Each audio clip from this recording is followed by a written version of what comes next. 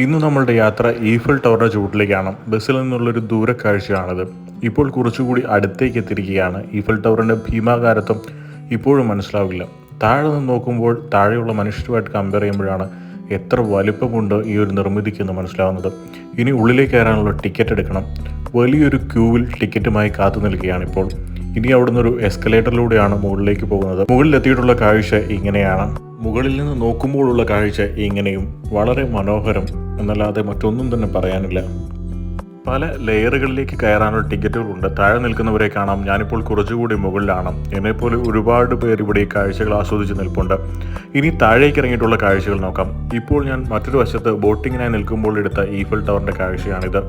ഇനി മറ്റൊരു വശത്ത് റോഡിലൂടെ നടന്നു പോകുമ്പോഴുള്ള കാഴ്ച ഇങ്ങനെ. ഇത് കുറച്ചുകൂടി അകലെ നിന്ന് ഈഫൽ ടവറിനെ പകർത്തിയ ചിത്രം. ഇനി രാത്രിയിൽ എങ്ങനെയാണെന്ന് കാണണ്ടേ. രാത്രിയിൽ ഈഫൽ ടവർ ഇങ്ങനെ തിളങ്ങി സുന്ദരിയായി നിൽക്കും.